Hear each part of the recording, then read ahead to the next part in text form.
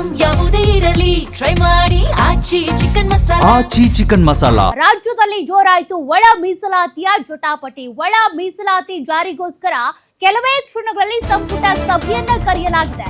ಸಾಕಷ್ಟು ಮಹತ್ವ ಕುತೂಹಲ ಪಡ್ಕೊಳ್ತಾ ಇದೆ ಈ ವಿಶೇಷ ಸಂಪುಟ ಸಭೆ.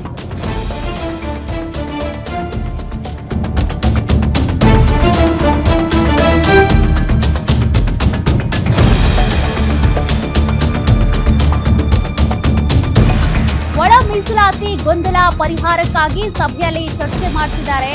ಒಳ ಮೀಸಲಾತಿ ಜಾರಿ ಪರ ವಿರೋಧ ಹೆಚ್ಚಾಗ್ತಾ ಇದೆ ಆಕ್ರೋಶ. ಹೀಗಾಗಿ ಈ ಸಂಬಂಧ ವಿಶೇಷ ಸಂಪುಟ ಸಭೆಯನ್ನು ಕರೆಯಲಾಗಿದೆ. ಒಂದ್ ಕಡೆ ಬಲಗೈ ಸಮುದಾಯ, ಮತ್ತೊಂದ್ ಕಡೆ ಎಡಗೈ ಸಮುದಾಯದ ಮಿನಿಸ್ಟರ್ ಕೂಡ ಸಭೆಯಲ್ಲಿರ್ತಾರೆ.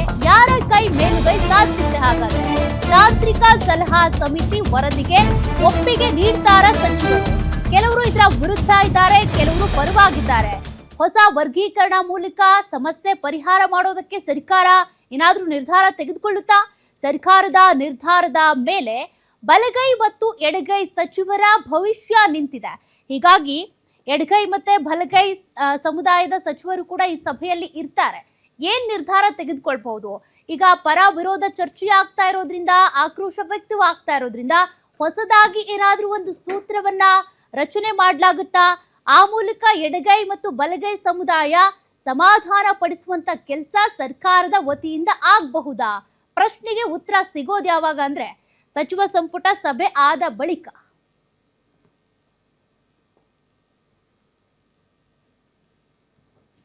ನೋಡಿ, ಈಗಾಗಲೇ ಒಳ ಮೀಸಲಾತಿಗೆ ಸಂಬಂಧಪಟ್ಟಂತೆ ಸಾಕಷ್ಟು ವಿರೋಧ ವ್ಯಕ್ತವಾಗ್ತಾ ಇದೆ. ಇನ್ ಕೆಲವರು ಒಳ ಮೀಸಲಾತಿ ಯಾವಾಗ ಜಾರಿ ಮಾಡ್ತೀರಿ ಅಂತೇಳಿ ಒತ್ತಡ ಹೇರ್ತಾ ಇದ್ದಾರೆ. ಇದರ ಮಧ್ಯದಲ್ಲೇ ಬಲಗೈ ಹಾಗೂ ಎಡಗೈ ಸಮುದಾಯದ ಸಚಿವರು ಸೇರಿದಂತೆ ಒಂದು ಸೀಕ್ರೆಟ್ ಮೀಟಿಂಗ್ ಕೂಡ ಆಗಿದೆ. ಅದರ ಮಧ್ಯದಲ್ಲೇ ಈಗ ಸಚಿವ ಸಂಪುಟ ಸಭೆಯನ್ನು ಕರೆದಿದ್ದಾರೆ.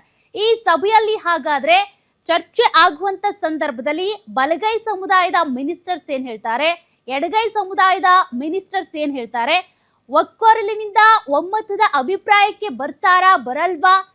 ಕೊನೆಯದಾಗಿ ರಿಸಲ್ಟ್ ಏನಾಗುತ್ತೆ, ಏನ್ ತೀರ್ಮಾನ ತೆಗೆದುಕೊಳ್ತಾರೆ ಅನ್ನೋದೇ ಕುತೂಹಲವನ್ನ ಕೆರಳಿಸ್ತಾ ಇದೆ. ಇನ್ನೇನು ಕೆಲವೇ ಕ್ಷಣಗಳಲ್ಲಿ ಸಚಿವ ಸಂಪುಟ ಸಭೆ ಆರಂಭವಾಗುತ್ತೆ. ಪ್ರಮುಖವಾಗಿ ಈ ಒಳ ಮೀಸಲಾತಿ ವಿಚಾರಕ್ಕೆ ಸಂಬಂಧಪಟ್ಟಂತ ಕ್ಯಾಬಿನೆಟ್ ಮೀಟಿಂಗ್ ಇದು. ಡೀಟೇಲ್ಸ್ ಕೊಡ್ತಾರೆ ಸ್ಪೆಷಲ್ ಕರೆಸ್ಪಾಂಡೆಂಟ್ ವೀರೇಶ್ ದಾನಿ. ವೀರೇಶ್, ಈಗಾಗಲೇ ದಲಿತ ಒಳ ಮೀಸಲಾತಿಗೆ ಸಂಬಂಧಪಟ್ಟಂತೆ ಸಾಕಷ್ಟು ಜಟಾಪಟಿ ಇದೆ. ಒಂದು ಹೊಸ ಸೂತ್ರವನ್ನ ಏನಾದ್ರೂ ರಚನೆ ಮಾಡುವಂತ ಸಾಧ್ಯತೆ ಇದೆಯಾ? ಸೌಖ್ಯ, ಈಗಾಗಲೇ ಇನ್ನು ಕೆಲವೇ ನಿಮಿಷಗಳಲ್ಲಿ ರಾಜ್ಯ ಸಚಿವ ಸಂಪುಟ ಸಭೆ ಆರಂಭವಾಗುವಂತದ್ದು. ಇವತ್ತಿನ ವಿಶೇಷ ಸಚಿವ ಸಂಪುಟ ಸಭೆಯಲ್ಲಿ ಒಳ ಮೀಸಲಾತಿ ಹಂಚಿಕೆ ವಿಚಾರಕ್ಕೆ ಸಂಬಂಧಿಸಿದಂತೆ ಒಂದು ನಿರ್ಧಾರ ಆಗ್ಲೇಬೇಕಾದಂತ ಅನಿವಾರ್ಯತೆ ಸರ್ಕಾರದ ಮೇಲೆ ಇರುವಂತದ್ದು. ಆ ಒತ್ತಡವೂ ಸಹ ಸರ್ಕಾರದ ಮೇಲೆ ಇರುವಂತದ್ದು. ಆದ್ರೆ 15% ಒಳಗಡೆನೆ ಮೀಸಲಾತಿನ ಯಾವ ರೀತಿಯಾಗಿ ಹಂಚಿಕೆ ಮಾಡಬೇಕು ಅನ್ನೋ ವಿಚಾರಕ್ಕೆ ಸಂಬಂಧಿಸಿದಂತೆನೆ ಬಲಗೈ ಮತ್ತು ಎಡಗೈ ಸಮುದಾಯದ ಸಚಿವರ ಮಧ್ಯೆ ಸಾಕಷ್ಟು ಭಿನ್ನಾಭಿಪ್ರಾಯಗಳು ಇರುವಂತದ್ದು. ಸಚಿವರುಗಳು ಪರ ವಿರೋಧವಾದಂತಹ ವಾದಗಳನ್ನು ಸಹ ಮಂಡನೆ ಮಾಡ್ತಾ ಇರುವಂತದ್ದು. ಆ ಹಿನ್ನೆಲೆಯಲ್ಲಿ ಇವತ್ತು ಸರ್ಕಾರ ಯಾವ ರೀತಿಯಾದಂತಹ ನಿರ್ಧಾರವನ್ನ ತೆಗೆದುಕೊಳ್ಳುತ್ತೆ ಅನ್ನೋದೇ ಸಾಕಷ್ಟು ಕುತೂಹಲಕ್ಕೆ ಕಾರಣವಾಗ್ತಾ ಇರುವಂತದ್ದು. ಸಚಿವ ಸಂಪುಟ ಸಭೆ ಇನ್ನೇನು ಕೆಲವು ನಿಮಿಷಗಳಿಗೆ ಆರಂಭವಾಗ್ತಾ ಇರುವಂತದ್ದು. ಅದಕ್ಕಿಂತ ಮುಂಚಿತವಾಗಿ ಇವತ್ತು ಬೆಳಗ್ಗೆ ಸಚಿವರಾಗಿರ್ತಕ್ಕಂಥ ಎಸ್.ಸಿ. ಮಹದೇವಪ್ಪ, ಆರ್.ವಿ. ತಿಮ್ಮಾಪುರ್ ಮತ್ತು ಕೆ.ಎಚ್. ಮುನಿಯಪ್ಪ ಅವರು ಭೇಟಿಯಾಗಿ ಚರ್ಚೆಯನ್ನ ಮಾಡಿರುವಂತದ್ದು. ಸಚಿವ ಸಂಪುಟ ಸಭೆ ಆರಂಭಕ್ಕೂ ಮುಂಚಿತವಾಗಿ ಇದೀಗ ಸಿಎಂ ಸಿದ್ದರಾಮಯ್ಯನವರು ಅವರ ಚೇಂಬರ್ ನಲ್ಲಿ ದಲಿತ ಸಚಿವರಾಗಿರ್ತಕ್ಕಂಥ ಎಲ್ಲಾ ಸಮುದಾಯದ ಸಚಿವರುಗಳನ್ನು ಸಹ ಸೇರಿಸಿಕೊಂಡು ಒಂದು ಚರ್ಚೆಯನ್ನ ಮಾಡ್ತಾ ಇರುವಂತದ್ದು. ಸಚಿವ ಸಂಪುಟ ಸಭೆಯಲ್ಲಿ ಯಾವ ನಿರ್ಣಯವನ್ನ ತೆಗೆದುಕೊಳ್ಬೇಕು ಅನ್ನೋ ವಿಚಾರಕ್ಕೆ ಸಂಬಂಧಿಸಿದಂತೆ ಕೆಲವು ಮಾತುಕತೆಗಳು ಆಗ್ತಾ ಇರುವಂತದ್ದು.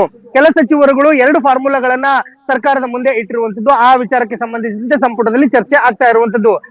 ಒಂದು ಸಮುದಾಯದ ಸಚಿವರುಗಳು 15% ಏನು ಮೀಸಲಾತಿ ಇದೆ ಅದರಲ್ಲಿ 5.3, 5.3, 4.4 ಅನ್ನೋ ಒಂದು ಫಾರ್ಮುಲಾವನ್ನ ಇಟ್ಕೊಂಡಿರುವಂತದ್ದು. ಇನ್ನೊಂದ್ ಕಡೆ 5-5-4-1 ನಿಟ್ಟಿನಲ್ಲೂ ಸಹ ಆ ಫಾರ್ಮುಲಾದಲ್ಲೂ ಸಹ ಒಳ ಮೀಸಲಾತಿಯನ್ನ ಹಂಚಿಕೆ ಮಾಡಬೇಕು ಅನ್ನೋ ಒಂದು ಒತ್ತಡವನ್ನ ಹಾಕ್ತಾ ಇದ್ದಾರೆ. ಆದ್ರೆ ಸಿಎಂ ಸಿದ್ದರಾಮಯ್ಯನವರು ಸಚಿವ ಸಂಪುಟ ಸಭೆಯಲ್ಲಿ ಯಾವ ತೀರ್ಮಾನವನ್ನ ತೆಗೆದುಕೊಳ್ತಾರೆ ಅನ್ನೋದೇ ಇದೀಗ ಸಾಕಷ್ಟು ಕುತೂಹಲಕ್ಕೆ ಕಾರಣವಾಗ್ತಾ ಇರುವಂತದ್ದು. ಯಾಕಂತಂದ್ರೆ ಒಳ ಮೀಸಲಾತಿ ಹಂಚಿಕೆ ಆದ ಬಳಿಕವೇ ರಾಜ್ಯ ಸರ್ಕಾರದಲ್ಲಿ ಖಾಲಿ ಇರತಕ್ಕಂತ ಹುದ್ದೆಗಳ ನೇಮಕಾತಿಗೆ ಒಂದು ಅನುಕೂಲ ಆಗುತ್ತೆ. ಆ ನಿಟ್ಟಿನಲ್ಲಿ ಸರ್ಕಾರ ಇವತ್ತು ಒಳ ಮೀಸಲಾತಿಯನ್ನ ಹಂಚಿಕೆ ಮಾಡುತ್ತಾ ಇಲ್ವಾ ಅನ್ನೋದೇ ಸಾಕಷ್ಟು ಕುತೂಹಲಕ್ಕೆ ಕಾರಣವಾಗ್ತಾ ಇರುವಂತದ್ದು. ಸೌಖ್ಯ.